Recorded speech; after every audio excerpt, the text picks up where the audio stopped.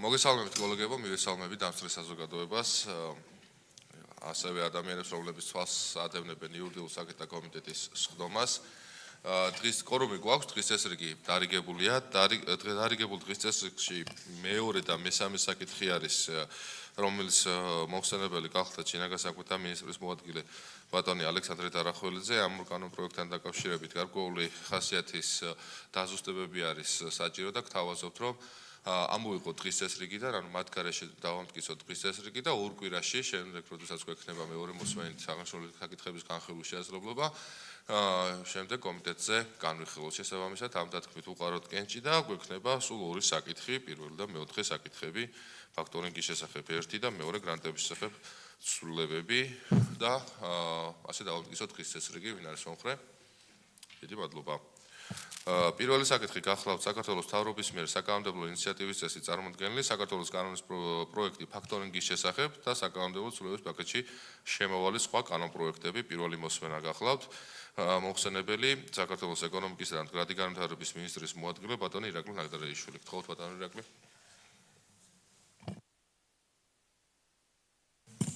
მოგესალმებით ბატონო თავმჯდომარე, მივესალმები პარლამენტის წევრებს. პირველი მოსმენით წარმოგიდგენთ ფაქტორინგის შესახებ კანონის პროექტს და ამ კანონპროექტიდან გამომდინარე რიგ საკანონმდებლო ცვლილებებს. როგორც მოგეხსენებათ, საქართველოს მთავრობის ეკონომიკური პოლიტიკის ერთ-ერთ სტრატეგიულ მიმართულებას წარმოადგენს მცირე და საშუალო ბიზნესის მხარდაჭერა, სწორედ ამ მიზნით ეკონომიკის სამინისტროს ქოლგის ქვეშ დაახლოებით 10 წელია უკვე ფუნქციონირებს მათ შორის სააგენტო აწარმოე საქართველოში, რომლის ერთ-ერთი მთავარი ამოცანა არის ფინანსებზე ხელმისაწვდომობის უზრუნველყოფა მათ შორის მცირე და საშუალო ბიზნესისათვის და ამ ფარგლებში დღეისათვის 10-ზე მეტი სხვადასხვა პროგრამა მოქმედებს ქვეყანაში, რომელიც ჯამურად ამ პერიოდის განმავლობაში დაახლოებით 900 მილიონი ლარის მხარდაჭერა განხორციელდა სახელმწიფოს მხრიდან მცირე და საშუალო ბიზნესის კონკრეტულად ფინანსებზე ხელმისაწვდომობის მიმართულებით. ეს არის ძალიან მნიშვნელოვანი პროგრამები, როგორიცაა საკრედიტო საგარანტიო სქემა, როგორიცაა სესხის პროცენტის სუბსიდირება. ჩვენ დავიწყეთ გასულ წელს ბონდების გამოშვებაში მხარდაჭერა კომპანიების მიკრომეწარმეობის და მიკროსესხების პროგრამა და სხვა მრავალი. სწორედ ამ მიზანს ემსახურება წარმოდგენილი ფაქტორინგის რეფორმაც, რომლის მიზანია, რომ კიდევ ერთი ალტერნატიული და ძალიან მნიშვნელოვანი და საინტერესო ფინანსური ინსტრუმენტი გაჩნდეს ქართულ რეალობაში, რომელიც ამ პროექტზე აღსანიშნავია, რომ მუშაობდით ძალიან აქტიურად ეროვნულ ბანკთან ერთად, მსოფლიო ბანკთან ერთად და საერთაშორისო საფინანსო კორპორაციასთან ერთად. როგორც მოგეხსენებათ, გავრცელებული პრაქტიკა არის, როდესაც მომსახურების ამ პროდუქციის მიწოდების შემთხვევაში კონკრეტულ ქსელებში ან სარეალიზაციო ობიექტებში საფასურის ანაზღაურება არ ხდება მყისიერად და არის გარკვეული დაყოვნების პერიოდები, რაც იწვევს საბრუნავი კაპიტალის დეფიციტს და გაძვირებას მწარმოებლისთვის ან პროდუქციის ან მომსახურების მიწოდებისთვის. სწორედ ფაქტორინგის მეშვეობით მომსახურების და პროდუქციის მიმწოდებლებს შესაძლებლობა ექნებათ გადაყიდონ საკუთარი დებიტორული დავალიანება გარკვეული ფასდათმობის გათვალისწინებით, ანუ მიმწოდებლის მიერ მოხდება დებიტორულ დავალიანებაზე საკუთრების უფლების ფაქტორისთვის გადაცემა. დღევანდელი მდგომარეობით ფაქტორინგის მსგავსი მომსახურების გაწევა ხდება მხოლოდ კომერციულ ბანკებში და საბანკო ინსტიტუტებში, თუმცა უნდა აღინიშნოს, რომ აღნიშნული მომსახურება ხელმისაწვდომია მხოლოდ მსხვილი კომპანიებისათვის და მათ შორის მცირე და საშუალო ბიზნესი აღნიშნულ ფინანსურ ინსტრუმენტებზე წლომას არის მოკლებული. შესაბამისად კანონპროექტის ერთ-ერთი, ასე ვთქვათ, ძირითადი ფუნდამენტური საკითხი არის ის, რომ იქმნება კანონის მიხედვით ფაქტორინგული კომპანიები, რომლებიც სწორედ ამ მომსახურების მიწოდებას განახორციელებენ ბაზარზე.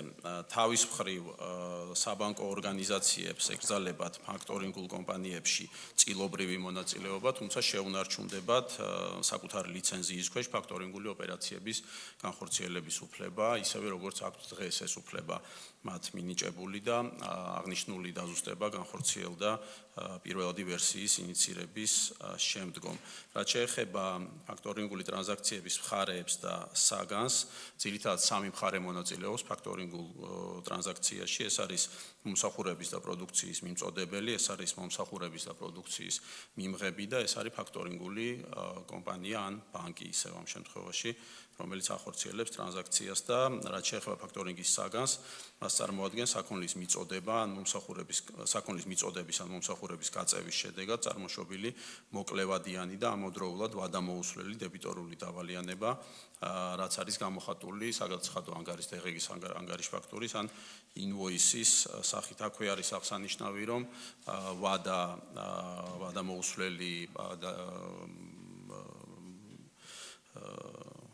ვადამოუსვლელი დებიტორული დავალიანების განსაზღვრულია მაქსიმუმ 1 წლის ვადით.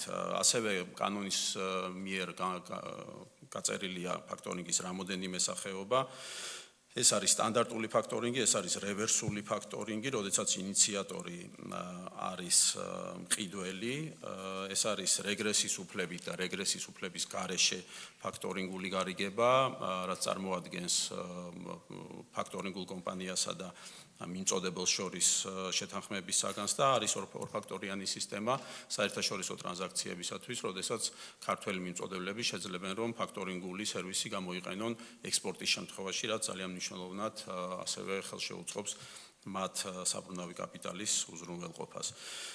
რამოდენიმე ტექნიკური და ინფრასტრუქტურული საკითხია კანონით გაწერილი, უმთავრესი არის რეესტრი, იმისათვის რომ ფაქტორინგულმა ეკოსისტემამ გამართულად იმუშაოს, კანონით გათვალისწინებულია, რომ იუსტიციის სამინისტროს საჯარო რეესტრის შემადგენელი ნაწილი იქნება რეესტრი, ეს იქნება სავალდებულოდ ასე ვთქვათ ინსტრუმენტი, სადაც ყველა ფაქტორინგული ტრანზაქცია უნდა დარეგისტრირდეს. როგორც მოგახსენეთ, ფაქტორინგის დამადასტურებელ დოკუმენტად მოაზრებულია 2 სახის დოკუმენტი, სტანდარტულად ეს იქნება DGG-ს საგადასახადო ანგარიშ ფაქტურა და იმ შემთხვევაში, როდესაც ტრანზაქციები DGG-ს დაბეგრას არ ექვემდებარება, ეს იქნება ინვოისი, ეგრეთ წოდებული ინვოისი. ასევე რეესტრი უზრუნველყოფს იმას, რომ მოხდეს გადამოწმება საგადასახადო, ასე ვთქვათ, მიწოდებული პროდუქციის დავალიანების არსებობის შესახებ და ასევე გამოირიცხოს ორმაგი ფაქტორინგი, რადგან ერთი და იგივე, ასე ვთქვათ, მისაღებელის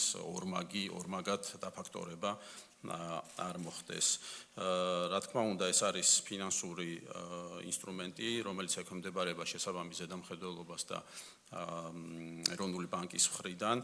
კერძოდ, ფაქტორინგული კომპანია სავალდებულოა, რომ იყოს რეგისტრირებული ეროვნულ ბანკში, როგორც მოგახსენეთ, კომერციულ ბანკს, მიკრობანკს ან მიკროსაფინანსო ორგანიზაციას არსებული ლიცენზიის ფარგლებში აქვს და უნარჩუნდება უფლება, რომ განახორციელოს აღნიშნული ტრანზაქციები, ასევე არის კაპიტალის მოთხოვნა ფაქტორინგული კომპანიებისთვის, რაც არის განსაზღვრული 300,000 ლარის ოდენობით და აქვე მინდა აღვნიშნო, რომ ფაქტორინგულ კომპანიად რეგისტრაცია სავალდებულო ხდება იმ იურიდიული პირისათვის, რომელსაც ერთდროულად 5-ზე მეტი დებიტორული დავალიანებაზე დათმობილი უფლება აქვს მოპოვებული კონკრეტულ მომენტში.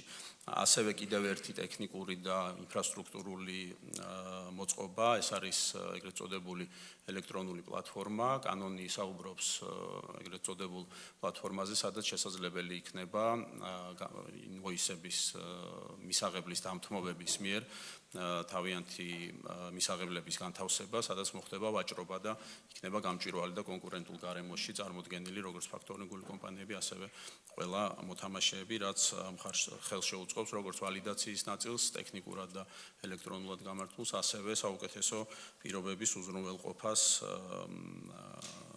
ფაქტორინგის ტრანზაქციის მონაწილეებისთვის.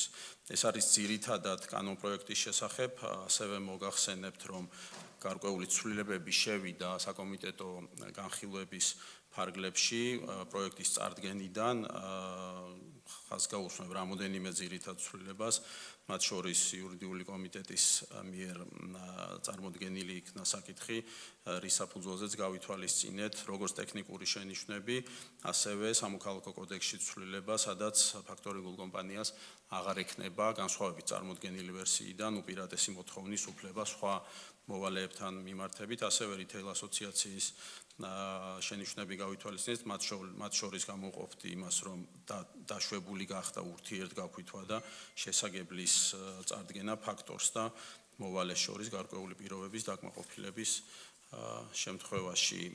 ეს რაც შეეხება ძირითადი კანონის შინაარსს და სულისკვეთებას, ასევე როგორც მოგახსენეთ 15 სხვადასხვა კანონში არის გათვალისწინებული სხვადასხვა ტიპის ცვლილებები და ბატონო რაკო, დიახ, გამოდიოდა იქიდან რომ ჩვენ სავალდებულო კომიტეტი ვართ, მთლიანი პაკეტი რომ წარმოადგინოთ და გააცნოთ საზოგადოებასაც და შემდეგ უკვე პარლამენტის ზაროს ექნება მისი კითხვები და დაგისვავი რა თქმა უნდა. გმადლობთ. ესე იგი ცვლილებები შედის შემდეგ კანონებში, ეს არის სარეგისტრაციო მოსაკრებლის შესახებ კანონში, სადაც დგინდება ფაქტორინგულ კომპანიასა და ფაქტორინგულ პლატფორმის რეგისტრაციის საფასური, ორივე შემთხვევაში ეს 10,000 ლარს წარმოადგენს. ცვლილება შედის საჯარო რეესტრის შესახებ კანონში, რომელიც აყალიბებს ფაქტორინგის რეესტრის მოწყობის, ოპერირების ძირითად საკითხებს. ცვლილება შედის სამოქალაქო კოდექსში, მოდის შესაბამისობაში ფაქტორინგის კანონმდებლობასთან. ცვლილება შედის ადმინისტრაციულ საპროცესო კოდექსში, ასევე ხდება ფაქტორინგის კანონმდებლობასთან შესაბამისობაში მოყვანა. ცვლილება შედის საქართველოს საგადასახადო კოდექსში, ფასიანი ქაღალდების ბაზრის შესახებ კანონში, აქაც ხდება შესაბამისობაში მოყვანა. საინვესტიციო ფონდების შესახებ კანონში შედის ცვლილებები, სადაც დგინდება, რომ საინვესტიციო ფონდებზე არ ვრცელდება ფაქტორინგის რეგულირება. ცვლილება შედის ფასიან ქაღალდებად გარდაქმნის შესახებ კანონში, სადაც დგინდება, რომ სეკურიტიზაციის პროცესზე არ ვრცელდება ფაქტორინგის რეგულირება. ცვლილება შედის ფულის გათეთრებისა და ტერორიზმის დაფინანსების აღკვეთის ხელშეწყობის შესახებ კანონში, სადაც კანონპროექტის მიხედვით ფაქტორინგული კომპანია და პლატფორმა კვალიფიცირდებიან როგორც ანგარიშვალდებული საწარმოები. ცვლილება შედის კომერციული ბანკების საქმიანობის შესახებ კანონში, ხდება შესაბამისობაში მოყვანა. ცვლილება შედის მიკრობანკების საქმიანობის შესახებ კანონში, სადაც შესაბამისობაში მოდის ფაქტორინგის კანონმდებლობასთან და უფლება ენიჭება მიკრობანკებს განახორციელონ ფაქტორინგი. ცვლილება შედის მიკროსაფინანსო ორგანიზაციების შესახებ კანონში, ანალოგიურად. ცვლილება შედის ბუღალტრული აღრიცხვის ანგარიშგებისა და აუდიტის შესახებ კანონში, სადაც დგინდება, რომ ფაქტორინგული კომპანია წარმოადგენს საზოგადოებრივი დაინტერესების პირს აუდიტის მიზნებისთვის. ცვლილება შედის საქართველოს ეროვნული ბანკის შესახებ ორგანულ კანონში, სადაც შესაბამისობაში მოდის ფაქტორინგის კანონმდებლობასთან და ადგენს ეროვნული ბანკის საზედამხედველო უფლებამოსილებას ფაქტორინგული კომპანიების და პლატფორმების მიმართებით და მე-15 ცვლილება პროექტის წარმოდგენის დროისათვის იყო წარმოდგენილი, ეს იყო ცვლილება ეროვნული ბანკის შესახებ ორგანულ კანონში, თუმცა აღნიშნული ცვლილება 2025 წლის 1 მაისს უკვე შევიდა ძალაში და შესაბამისად ამ პროექტის განხილვა საჭიროებას აღარ წარმოადგენს. გმადლობთ. მადლობა კოლეგებო, შეკითხვები, შენიშვნები ხომ არა? დიახ. საინტერესო მოხსენებისთვის წმინდა იურიდიული ტექნიკის თვალსაზრისით მინდა ახლა ჩვენ იურიდიული კომიტეტი ვართ და ფაქტორინგის ავკარგიანობაში შესვლას თავს ავარიდებ. ტერმინთა განმარტებას რომ მივმართოთ ჩვენ. ფაქტორინგი რა არის, როდესაც ტერმინის განმარტებაზე არის საუბარი ამ კანონპროექტში, ტერმინი განმარტებული არ არის, არის მითითება რაღაცა სხვა მუხზე იქ წერია, რაც არის. რევერსული ფაქტორინგი იმავე სიტუაციაშია. ტერმინთან განმარტება არ შეიძლება იყოს სარჩევი. ანუ შენ მიმითითო საწავიდე და საწავიკითხო. ტერმინთან განმარტება ნიშნავს, რომ ტერმინი უნდა განმიმარტო. ამიტომ არაფრით არ შეიძლება იურიდიული ტექნიკის თვალსაზრისით სარჩევის დონეზე ამის აქ დატოვება. ამიტომ იმედს გამოვთქვა, რომ ტერმინის განმარტება იქნება ტერმინის განმარტება და მეორე მოსმენისათვის რა არის ფაქტორინგი და რა არის რევერსული ფაქტორინგი, აქ იქნება წარმოდგენილი ისე, როგორც არის საჭირო ტერმინთან განმარტებისათვის. მითითებითი ნორმა აქ არაფერ კარგის მომტანი არ იქნება იურიდიული ტექნიკის თვალსაზრისით. ეს უბრალოდ ტექნიკური შენიშვნაა იურიდიული ტექნიკის თვალსაზრისით და ალბათ გასათვალისწინებელია თუ ჩვენი კოლეგებიც გაიზიარებენ. მადლობთ. მადლობა, ბატონო თენგის კოლეგებოს. დამცველ საზოგადოებას ხო არ აქვს სხვა შეკითხვები, შენიშვნები? ხო, არა, თქო, ბატონო აკრეო პასუხით. დიახ, მადლობა. შესაბამისობაში მოვიყვანთ ტექნიკურად იურიდიულ და ტექნიკასთან აუცილებლად მეორე მოსმენისთვის. მადლობა, ჩვენც შეგვიძლია რომ თამამად მადლობა გადავუხადოთ ჩვენი კომიტეტის აპარატის თანამშრომლებს, რომლებიც აქტიურად ამუშავებდნენ აღნიშნულ კანონპროექტს, ამავდროულად ეკონომიკის მდგრადი განვითარების სამინისტროს, ეროვნულ ბანკს, ჩვენ არაერთი შეხვედრა გქონდა ამ საკითხთან დაკავშირებით და მთელი რიგი ხასიათის ცვლილებები, კორექტირებები და აზუსტებები იქნა შეტანილი, ასახული, მათ შორის სამოქალაქო კოდექსის თვალსაზრისით, საჯარო რეესტრის პროექტშიც და კიდევ ერთხელ მადლობა ამ ნაყოფიერი თანამშრომლობისთვის. კიდევ ერთი საკითხი იყო ბატონო ირაკლი, გთხოვთ რომ კიდევ ბანკებთან დაკავშირებული რეგულაციაც კიდევ ხო რომ განმარტოთ რაც გულისხმობს და ჩემი საკითხები ამით ამაზრული იქნება. რაც თავარია ზოგადად წარმოდგენილი ცვლილებები მათ შორის გააჩენს შესაძლებლობას რომ მათ შორის სურსათის მიწოდების ჯაჭვში რაც შეიძლება არსებობდეს კაპიტალის წვდომასთან დაკავშირებით ძვირ კაპიტალთან დაკავშირებული გამოწვევები რაც არის რაც თავის მხრივ გავლენას ახდენს ფასებზე შესაძლებელი ის კიდევ ერთ-ერთი მექანიზმია რომელთაც კაპიტალზე წვდომა გაუჩნდება შესაბამისად კომპანიებს და საბრუნავი კაპიტალის გაჩენით კიდევ შესაძლებელი გახდება რომ მათი საოპერაციო ხარჯები ან შემცირდეს ან უფრო ოპტიმალური გახდეს ყოველ შემთხვევაში წარმოდგენილი ცვლილებები ამის შესაძლებლობას იძლევა დანარჩენი უკვე არის ბიზნესის დამოკიდებული და ნახოთ როგორ განვითარდება ამ კუთხითაც მოვლენები. მადლობთ ბატონო თავმჯდომარე.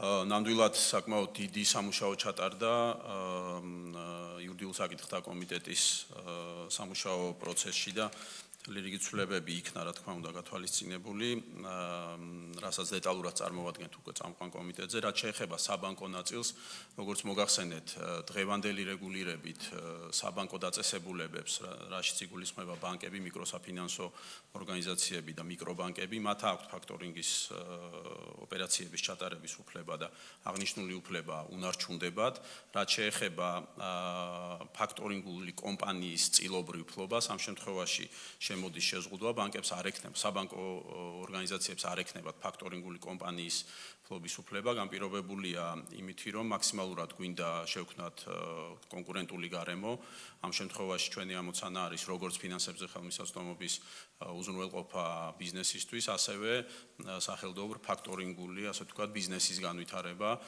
საბანკო სექტორისგან დამოუკიდებლად ვინაიდან ამ ორმა მოთამაშემ ამ ორმა ჯგუფმა ჯანსაღ კონკურენციაში კიდევ უფრო საინტერესოდ და კონკურენტული პროდუქტი შესთავაზონ მომხმარებელს ბიზნეს კერძო სექტორს ამ შემთხვევაში ამითი არის განპირობებული აღნიშნული ცვლილება. მადლობთ.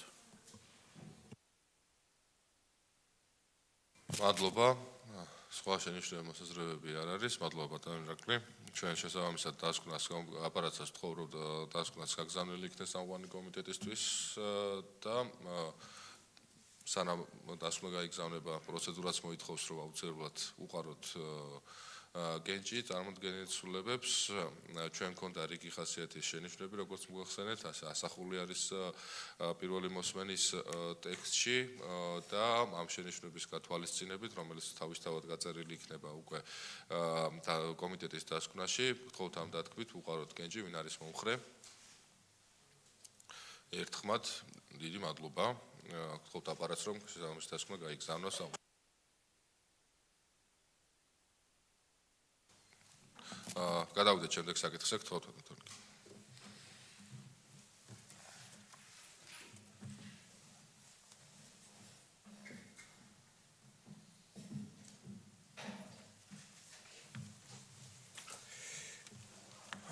კოლეგებო განმოგძოთ კომიტეტის სხდომა და რიგით მეორე საკითხი რომელიც გახლავთ დღის ეს რიგით განსაზღვრული ეს არის ფრაქცია ქართული ოცნების მიერ საკანონმდებლო ინიციატივის წესით წარმოდგენილი საქართველოს კანონის პროექტი გრანტების შესახებ საქართველოს კანონში ცვლილების შეტანის თაობაზე და საკანონმდებლო ცვლილების პაკეტში შემავალი ასევე სხვა კანონპროექტები. მოხსენებელი გახლავთ საქართველოს პარლამენტის წევრი ბატონი არჩილ გორდულაძე. განვიხილავთ მეორე მოსმენით აღნიშნულ საკანონმდებლო ინიციატივას შესაბამისად მივყვეთ მუხლობრივად და პუნქტობრივად. ბატონო არჩილ, თუ თქვენ გსურთ რომ თავიდან გარკვეული შესავალი გააკეთოთ ინიციატივასთან დაკავშირებით გისმენთ თუ არა და გადავიდეთ მაშინ შესაბამისად როგორც შევთანხმდით მუხლობრივ პუნქტობრივ განხილვაზე.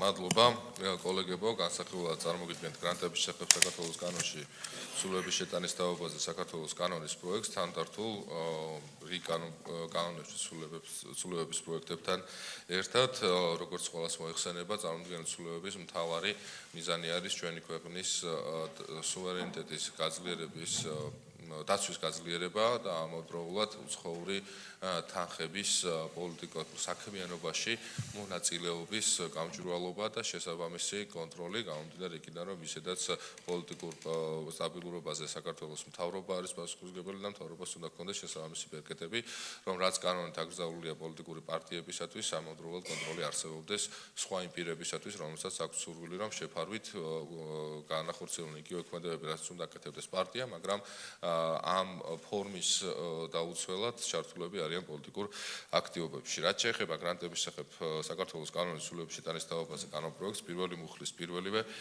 პუნქტი, რომელიც განსაზღვრავს თუ რა მიიჩნევა გრანტად, შემოთავაზებული გვაქვს ცვლილება, რომელიც პირდაპირ მიუთითებს, რომ ამ კანონის მესამე მუხლის პირველი პუნქტის აქვე გათვალისწინებული სუბიექტის ან სხვა სახელმწიფო მოქალაქის მიერ საქართველოს მოქალაქისთვის ან მოქალაქის ბინადრობის უფლების მქონე პირისთვის გადმორიცხულ თანხებს, რომელიც ან მატერიალურ საგნებს, რომელიც ხმარდება ან შეიძლება მოხმარდეს საქართველოს ხელისუფლებაზე, სახელმწიფო დაწესებულებებზე ან საზოგადოების ნებისმიერ ნაწილზე რაიმე გავლენის მოსახდენად განხორციელებულ ან განსახორციელებელ საქმიანობას.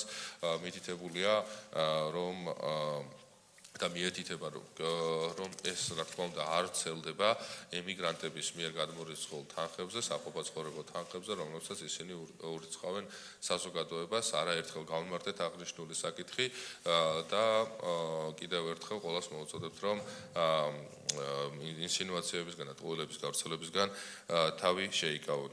ამავე ასეთივე დაზუსტება ხორციელდება. ბატონო არჩილ, მაინც კიდევ ერთხელ განმარტოთ დამცრე საზოგადოებისთვის, კოლეგებისთვის უპირველესად რასაკვირველია, თუ იქნება კონკრეტულ პუნქტთან დაკავშირებით, კონკრეტულ ფორმულირებასთან დაკავშირებით შეკითხვა, მოსაზრება ან შენიშვნა, გთხოვთ ამის თაობაზე, მაშინ გვაცნობოთ, იმიტომ რომ მაშინ მივყვებით შესაბამისად პუნქტობრივ თანმიმდევრობას, როგორც არის ქრონოლოგია. კარგი, გადავიდეთ მეორე პუნქტზე, ხო? დიახ, შემდეგი ან მსგავსი ხასიათის ჩანაწერები ხორციელდება, ან დაზუსტება ხდება ტექნიკური ხასიათის არის ეს მეორე მუხლში. რაც შეეხება მეოთხე მუხლში შესატანცულებას, ანუ მეორე პუნქტს, ეს წარმოდგენილი არის არსებითად ზუსტად იგივე შინაარსით, რაც პირველი მოსმენით იყო გათვალისწინებული, რაც გულისხმობს, რომ გრანტის მიღებად ასევე მიიჩნევა სხვა სახელმწიფოს იურიდიული პირი, რომლის საქმიანობა არსებითად მოიცავს საქართველოსთან დაკავშირებულ საკითხებზე აქტივობას. ამ ჩანაწერის მიხედვით ის პირები, რომლებსაც ჰქონდათ სურვილები, რომ და მათ შორის პრაქტიკაშიც იგივე გააკეთეს, რომ გადარეგისტრირდნენ მაგალითად ესტონეთის ფარდულში, თუ ვინმე გადარეგისტრირდება რომელიმე სხვა ქვეყნის ფარდულში და იქნება მოსაზრება, რომ ამითი გრანტების შესახებ კანონი მასზე არ გავრცელდება და ძირითადი საქმიანობა, არსებითი საქმიანობა მისი საქართველოსთან დაკავშირებულ საკითხებზე იქნება ორიენტირებული, ვალდებული იქნება, რომ ანაც მიმართოს საქართველოს მთავრობას შესაბამისი თანხმობის მისაღებად, სანამ გრანტს აიღებს. ასე რომ ფარდულებში რეგისტრაციას არაფერ შედეგის მომცემი არ იქნება და კეთილინებონ ამ პირებმა და დაემორჩილონ საქართველოს კანონმდებლობას. კი ბატონო, მესამე პუნქტი. მესამე პუნქტის საჭიროება აღარ დგას, რადგან სხვა პუნქტებში უკვე არის აღნიშნული საკითხი დარეგულირებული. მეოთხე პუნქტი. მეოთხე პუნქტშიც ემატება წინადადება, რომ ასეთ შემთხვევაში ვრცელდება ამუხლით დადგენილი წესი და ამ კანონის მე-6 სეკუნდა მუხლების მოქმედება, რაც გულისხმობს, რომ სისხლის სამართლებრივ პასუხისმგებლობას იწვევს თვალთმაქცური განსაზღვრულისგან განსხვავებული მოჩვენებითი ან თვალთმაქცური გარიგების საფუძვლით გრანტის მიღება.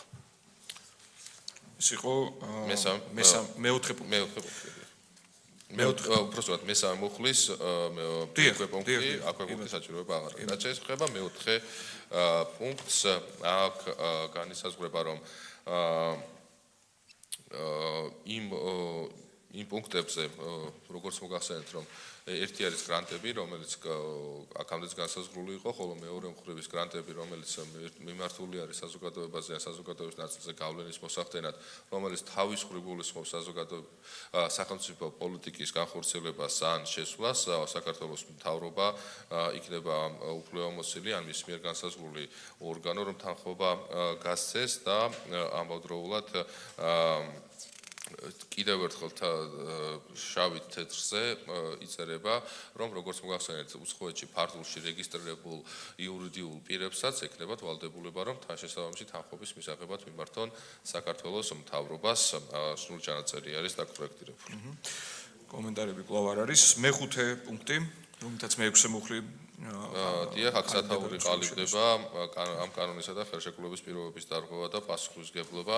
აქ გულისხმობა, რომ შესაძლებელია თვალთმოქმედური ერთი მხრივ თანხმობა იყოს გაცემული ერთ კონკრეტულ საქმიანობაზე გრანტის მისაღებად, ხოლო რეალურად ეს ყველაფერი გამოყენებული იყოს სხვა საქმიანობისთვის. შესაბამისად, სათაური საჭიროება და დაზუსტება და სათაური გასწორებული სხვა მხრივ არ არის შინაარსობრივი. კი ბატონო, მე-6 პუნქტი. აქაც ცვლილება არ გახავთ. და მე-7 პუნქტი.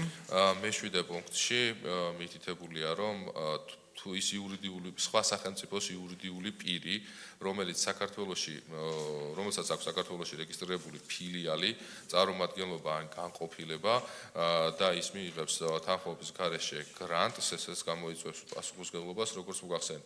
ერთი ნაწილი არის, რომ მაგალითად საქართველოში არსებობენ ფონდები, არსებობენ სხვადასხვა ორგანიზაციები და უცხოური შესაბამისი მათი დედა კომპანიის წარმომადგენლობები, ფილიალები, მათაც თანხის მიღების შემთხვევაში ექნებათ ვალდებულება, რომ საქართველოს მთავრობას მიმართონ შესაბამისი თანხმობის მისაღებად. ხოლო ამ კონკრეტულ შემთხვევაში პასუხისმგებლობის ზომად განსაზღვრული არის ადმინისტრაციული პასუხისმგებლობა მიღებული გრანტის ორმაგი ოდენობით დაჯარიმების თაობაზე, ხოლო სხვა პირების შემთხვევაში გულისხმობიან აქ საქართველოში მოქმედი ფიზიკური იურიდიული პირები, რომლებიც გრანტის სახით იღებენ გრანტებს, მათაც ეს სამართლებრივი პასუხისმგებლობა გავრცელდება.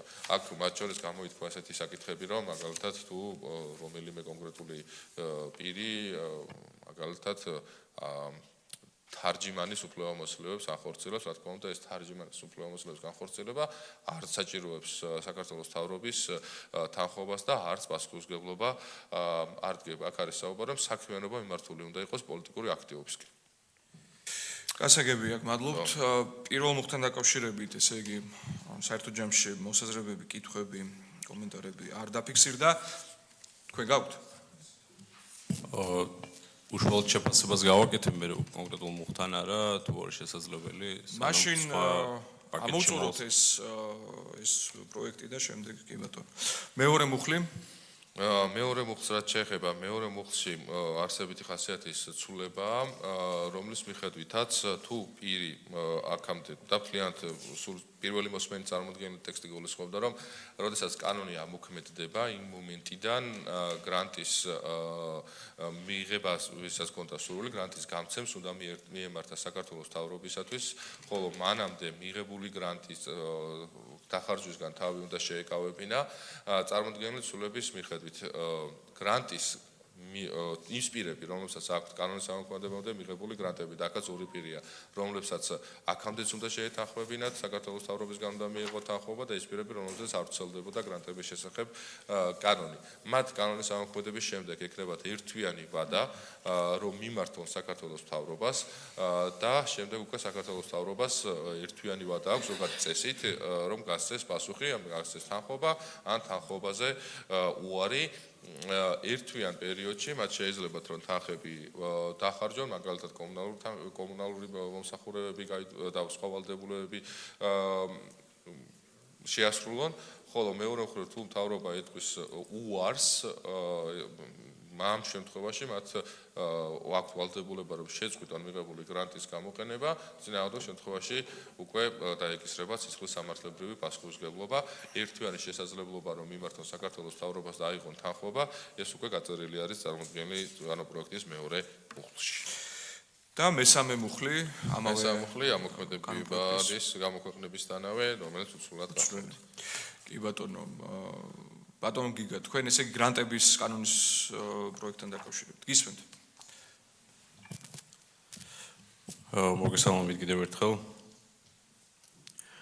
მოკლე შეფასებას გავაკეთებ, ვინაიდან ჩვენ გქონდა შესაძლებლობა პირველი საკომიტეტო მოსმენის განხილვის დროს პრინციპების დონეზე გვემსჯელა, გვისაუბრა იყო კონკრეტული კითხვებზე, რაზეც შეიძლება ითქვას კონკრეტული პასუხები ვერ მოვისმინეთ.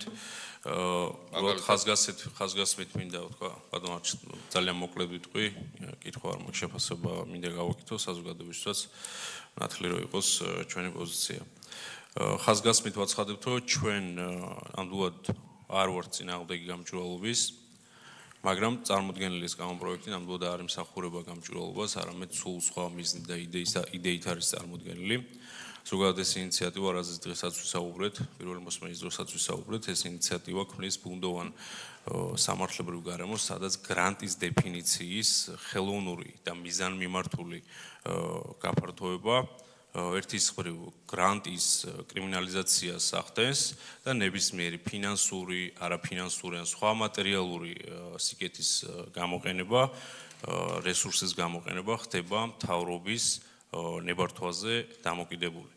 მეორე, ასეთ სისხლის სამართლის დანაშაულის ჩადენა, ანუ გრანტის გამოყენება, როგორც ფინანსური, ასევე არაფინანსური ან სხვა მატერიალური რესურსის გამოყენება შეიძლება დაბრალდეს ნებისმიერ ფიზიკურ პირს, რომელსაც შეიძლება დღემდე არც ჰქონდა არც გრანტთან შეხება, არც ასე ვთქვათ, არასამთავრობო ორგანიზაციებს. ამას იმიტომ ვამბობ, რომ ეს არის შეფასებით საგანი და ამის დისკრეცია უფლებამოსილება ენიჭება მთავრობას თავად განსაზღვროს კონკრეტულ პირს ეს ქმედება ჩაუთვალოს გრანტად, არ ჩაუთვალოს, მის ეს ნებართვა გამოიყენოს თუ არ გამოიყენოს.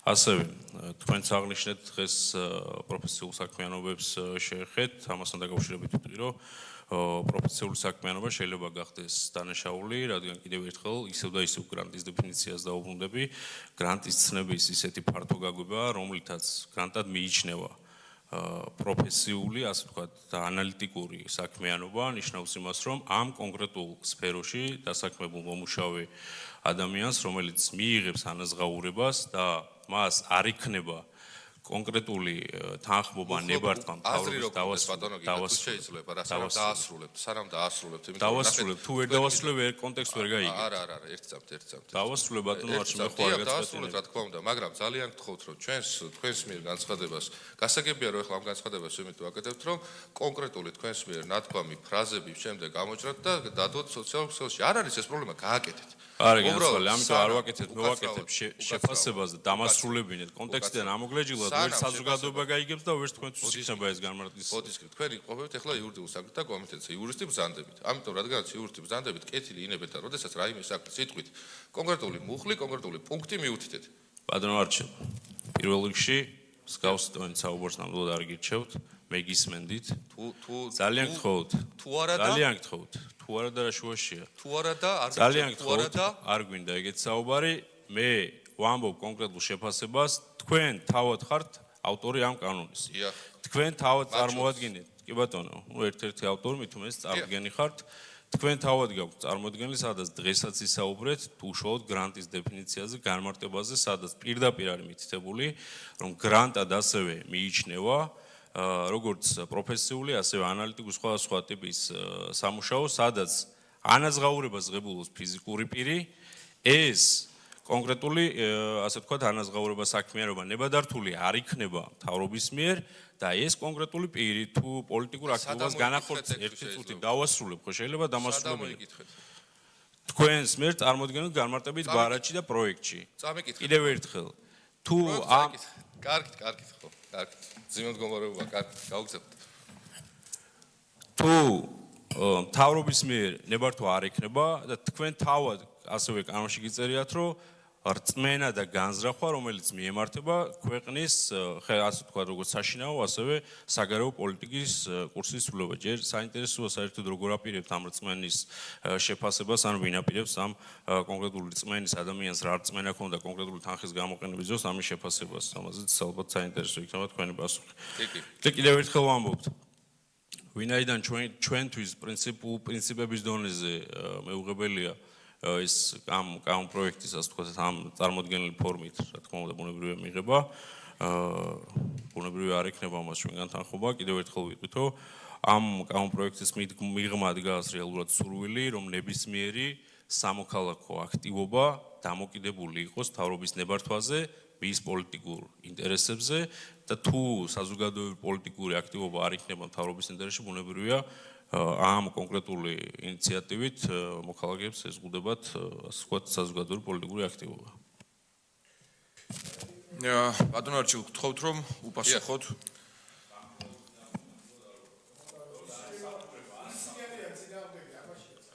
არაუშავს.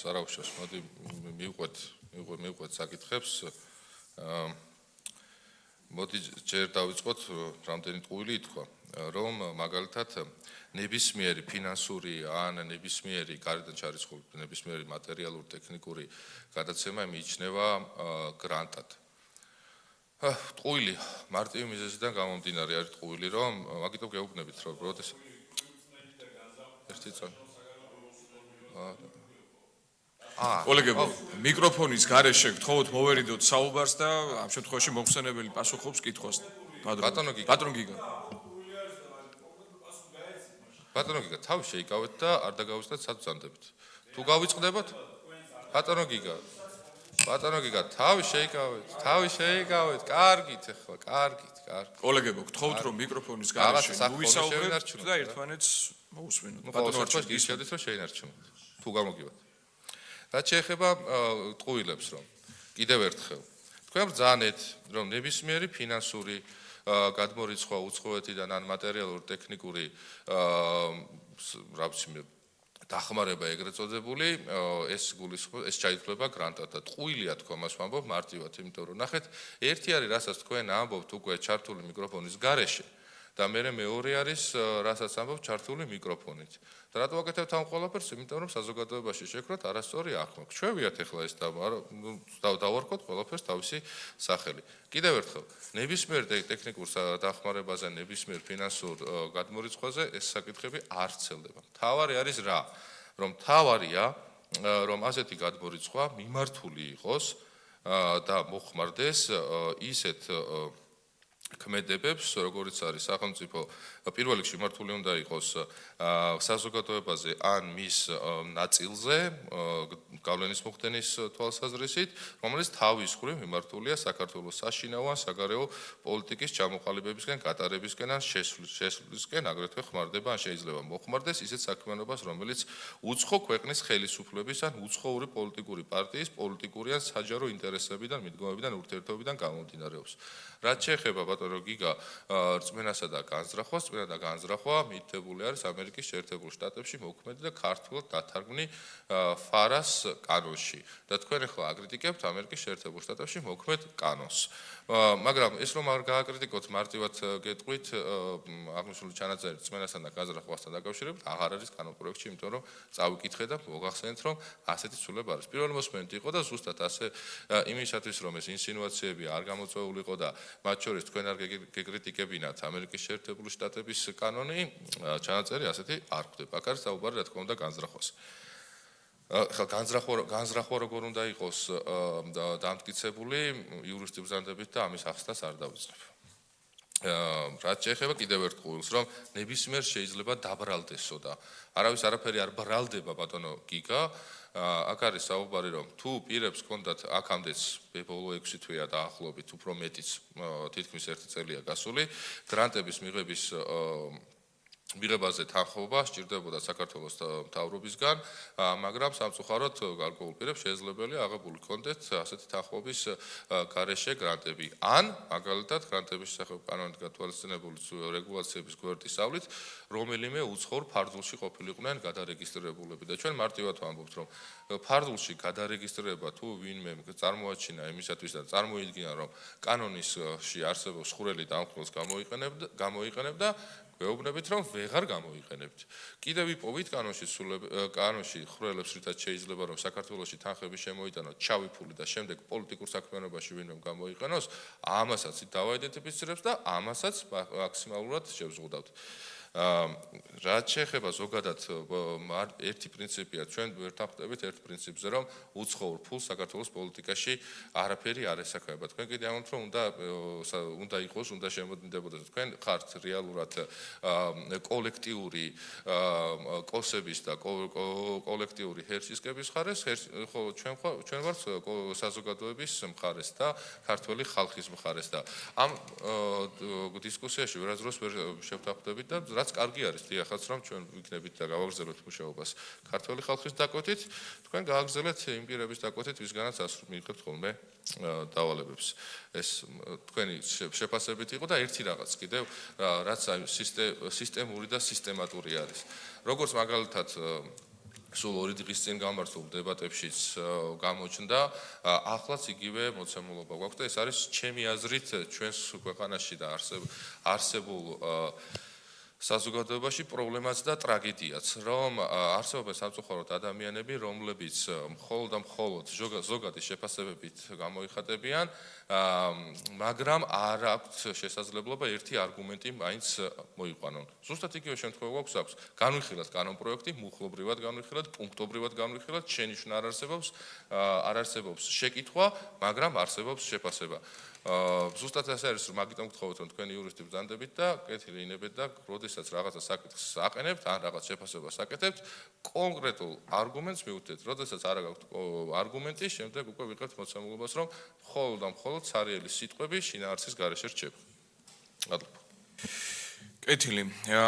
გადავდივართ ბატონ გიგა, ეხლა ანუ გადავდივართ მომდევნო პროექტზე.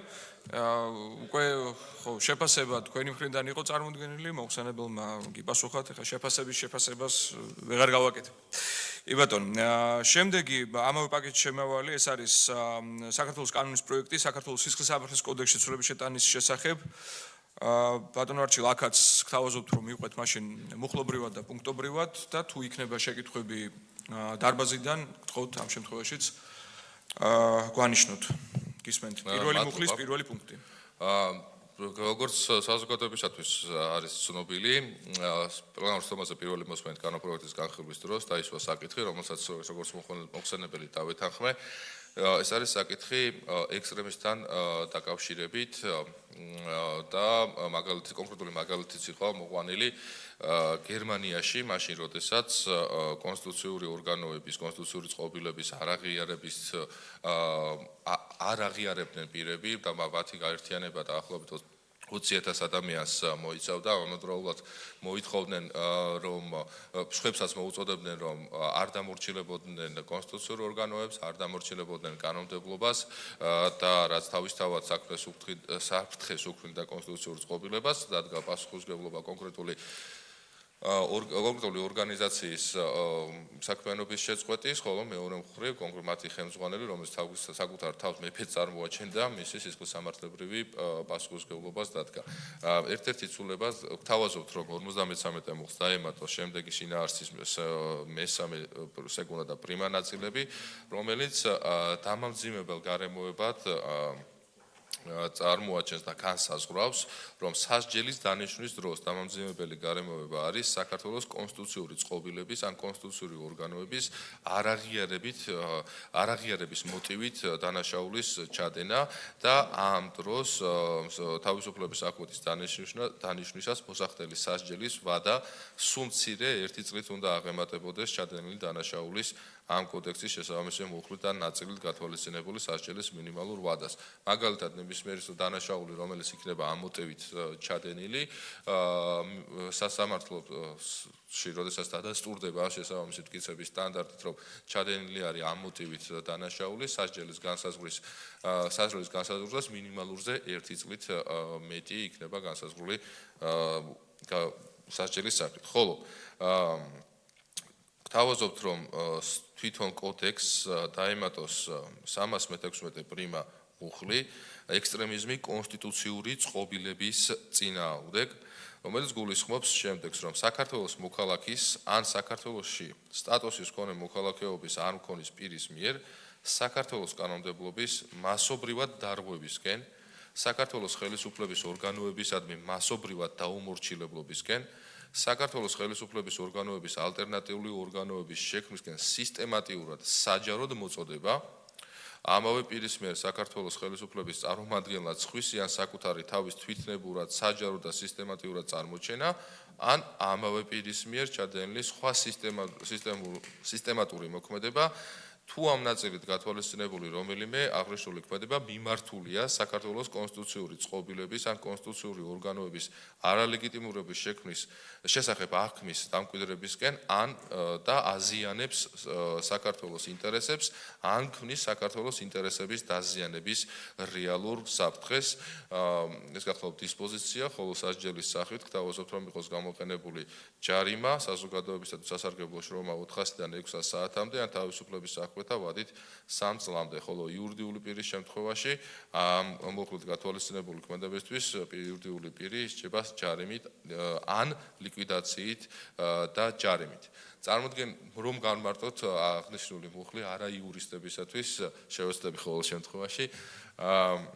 მთავარი საკითხი არის, რომ მთავარია სისტემურობა, სისტემატიურობა, საჯაროობა, რომელიც მიმართული არის ერთი პირის მიერ გამოხატული თავისი პერფორმანსი, რა თქმა უნდა, არ ჩაითვლება სისხლის სამართლის დანაშაულად და ივლება მკაფიო ზღვარი ერთი მხრივ სიტყვისა და გამოხატვის თავისუფლებასა და მეორე მხრივ დანაშაულებრივ ქმედებას შორის. მთავარი არის, რომ პირები სისტემურად და სისტემატიურად საჯაროდ მოუწოდებდნენ მოქალაქეებს ხელისუფლების ორგანოებისადმი მასობრივად დაუმორჩილებლობისკენ, ქმნიდნენ მოუწოდებდნენ ასევე ალტერნატიული ორგანოების შექმნისკენ სისტემატიურად და საჯაროდ თავს წარმოაჩენდნენ, რომ თითქოს არიან ისინი კონკრეტული ხელისუფლების წარმომადგენლები და ამავდროულად ეს ყველაფერი ერთობლიობაში უნდა იყოს მიმართული კონსტიტუციური წყობილების ან კონსტიტუციური ორგანოების არალეგიტიმურობის შექმნის შესახებ აღქმის დამკვიდრებისკენ და აზიანებდეს ან რეალურ საფრთხეს ქმნიდეს საქართველოს ინტერესების ან საქართველოს ინტერესების დაზიანებისთვის. ჩვენ დასჯად ქმედებათ მოქმედი კანონმდებლობის მიხედვით დასჯადი ქმედება არის მაგალითად კონსტიტუციური წყობილების დამხობა და ეს აქტიურ ქმედებაში განხორციელებული.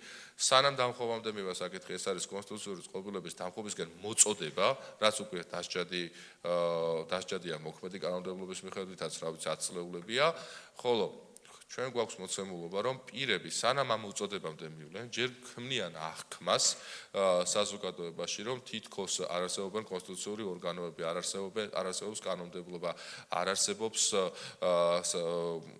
ქართველი ხალხის მიერ გამოხატული ნება, მაგალითად არჩეული საქართველოს პარლამენტის მიერ პარლამენტის არჩევის გზით და საბოლოო ჯამში ამ აღქმის შექმნის მიზანიც არის, რომ უკვე მოწოდების ხელისუფლების დამხობის მოწოდებისთვის შეიქმნას რეალური და ნაყოფიერი და ნუკლიერი ნიადაგი და შემდეგ უკვე კონსტიტუციური წყობილების დამხობის მცდელობა მოხდეს, რაც ვიხილეთ კიდეც მთელი 2025 წლის 2025 წლის განმავლობაში და შემდეგ უკვე 2025 წლის 4 ოქტომბერს ეს დაგვირგვდა კიდეც კონსტიტუციური წყობილების დამხობის მცდელობითაც.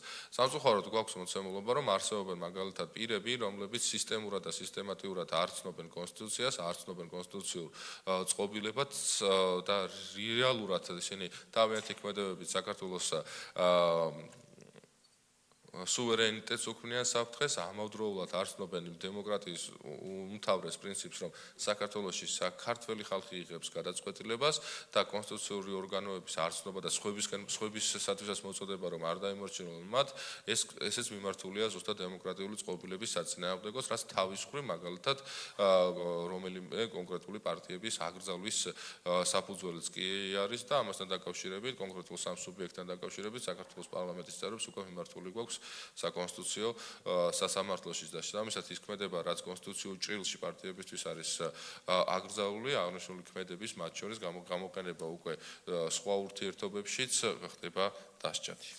ეს არის ცვლილებები, რომელიც მესამე პუნქტის სახით არის წარმოდგენილი, დანარჩენი ხასიათის ცვლილებები უფრო ტექნიკურ დამაზუსტებელია იმ პრინციპისა, რომელიც ასახული ქონდა პირველი მოსმენის ფარგლებში.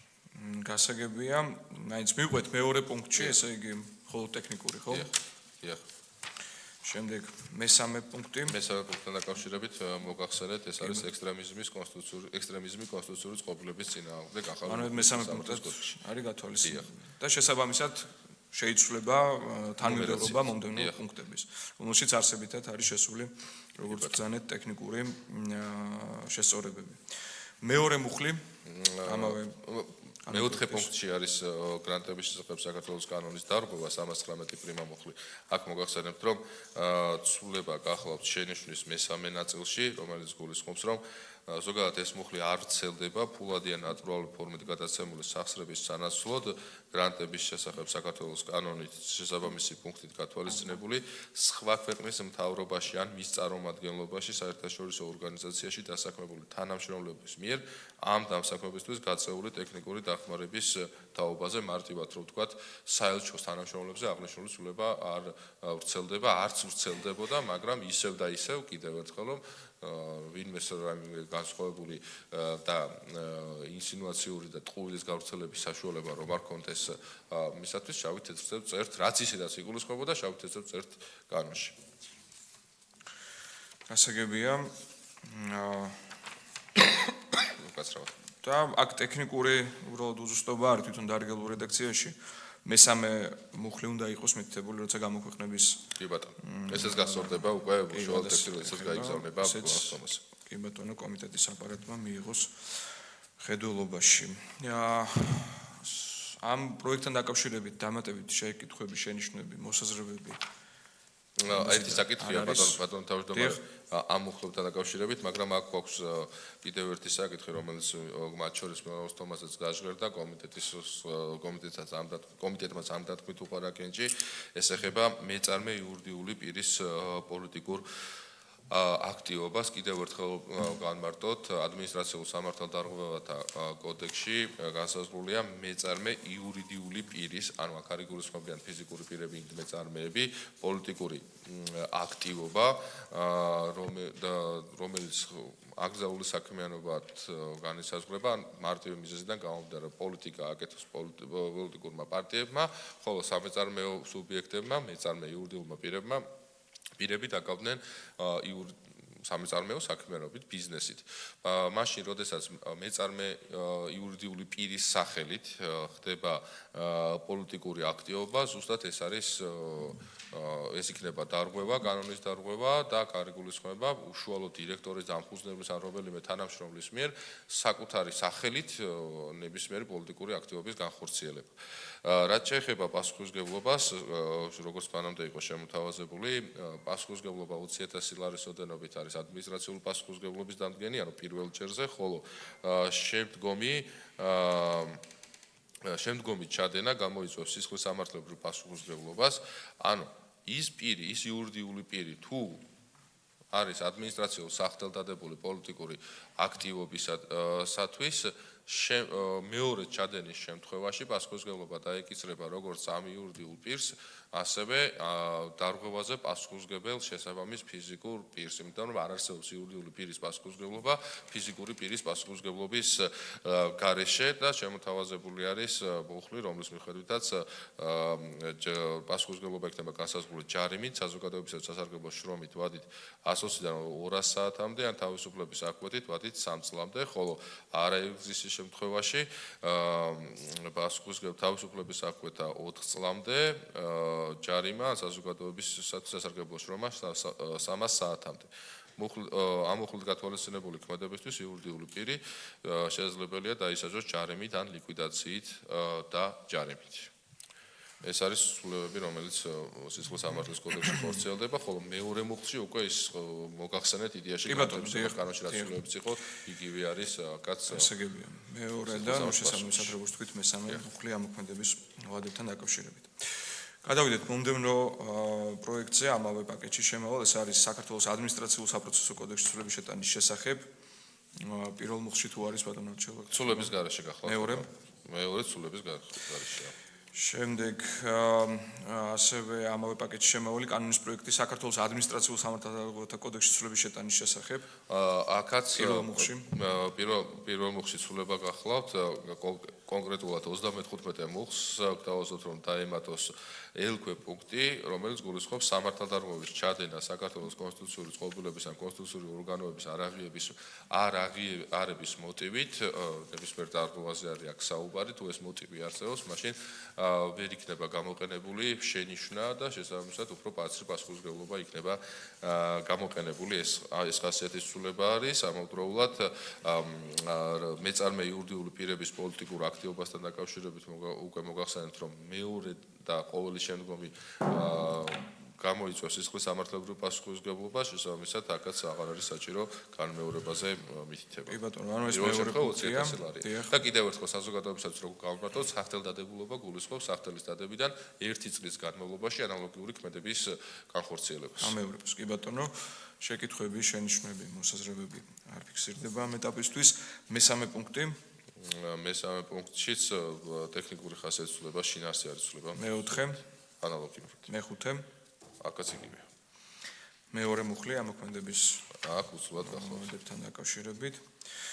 შემდეგ არის კვლავ ადმინისტრაციულ სამართალდამცავთა კოდექსის ცვლილების შეტანის შესახებ კანონის ცვლილების შეტანის თაობაზე, ანუ ეგრეთ წოდებული ცვლილებაში ცვლილება აქ ცვლილების გარეშე გახლავთ პირველი მუხლი, მეორე მუხლი ცვლილების გარეშე. შეკითხვები, შენიშვნები ან მოსაზრებები არ არის დარბაზიდან. ამ პაკეტში შემავალი საქართველოს ორგანული კანონის პროექტი მოქალაქეთა პოლიტიკური გაერთიანების შესახებ საქართველოს ორგანულ კანონის ცვლილების შეტანის თაობაზე. პირველი მუხლი. პირველი მუხლის პირველი პუნქტი, პირველი, მეორე, მესამე და პირველ და მეორე პუნქტები უსულად გახლავთ. მესამე პუნქტს რაც შეეხება, რომელიც თავისთავად გულისხმობს მეათე მუხლისთვის შემდეგი შინაარსის მე-6 და მესამე მე-6 პუნქტების დამატებას. მე-6 პუნქტში არის მითითებული, რომ აუდიტის სამსახურის მიერ პირისთვის პარტიის წევრობის შეზღუდვასთან მიღებული გადაწყვეტილების გასაჩივრება არ აჩერებს მის მოქმედებას ტექნიკური ხასიათის ცვლილება. აღნიშნული საკითხის ნაცვლად კონკრეტულად რა საკითხია ეს მიეთითება. მეოთხე პუნქტში ცვლილება არ გახლავთ, არც მეხუთე პუნქტში. მეხუთე ცვლილების გარეშე მე-6 პუნქტი. მე-6 პუნქტი, გექვე პუნქტში მიეთითება საარჩევნო მიზნის მისაღწევად, ამ სიტყვების ნაცვლად პარტიულ პოლიტიკური მიზნის მისაღწევად. ბატონო, კომენტარები არ არის ამ ეტაპისთვის. მე-7 პუნქტი. მე-7 პუნქტში ცვლილება არ გახლავთ. მე-8-შიც არ გახლავთ. ცვლილების გარეშე მე-9 ცვლილების გარეშე. და მეორე მუხლი. პირველი მოსმენით მიღებული ტექსტი. კი ბატონო. და ამ პაკეტში შემავალი ბოლო კანონ პროექტი, ესეც გახლავთ საქართველოს ორგანული კანონის პროექტი, სახელმწიფო აუდიტის სამსახურის შესახებ საქართველოს ორგანულ კანონის ცვლილების შეტანის თაობაზე, პირველი მუხლი. აქ ცვლილების გარეშეა წარმოდგენილი ტექსტი. კი ბატონო, შეკითხვები, შენიშვნები, მოსაზრებები არ ფიქსირდება და მეორე მუხლი. ცვლილების გარეშე გახლავთ. მადლობთ. ცვლილებათა პაკეტი განხილულია. მადლობა.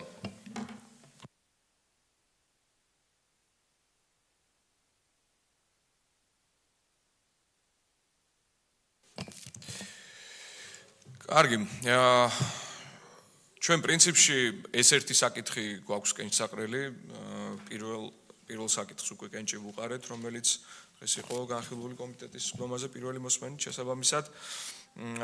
დავაყენოთ კენჭისყრაზე ამ შემთხვევაში უკვე ფრაქცია ქართული ოცნების მიერ საკანონმდებლო ინიციატივის წესით წარმოდგენილი საქართველოს კანონის პროექტი გრანტების შესახებ საქართველოს კანონის ცვლილების შეტანის თაობაზე და საკანონმდებლო ცვლილებათა პაკეტში შემავალი სხვა კანონ პროექტები, რომელიც მეორე მოსმენით განვიხილეთ, ვინ არის მომხრე? წინააღმდეგი. შესაბამისად 6 მომხრე, 1 წინააღმდეგი, საკითხი მხარდაჭერილია მეორე მოსმენით. კოლეგებო, დღის ეს რიგით გათვალისწინებული საკითხები ამით ამოიწურა. გმადლობთ მუშაობისთვის.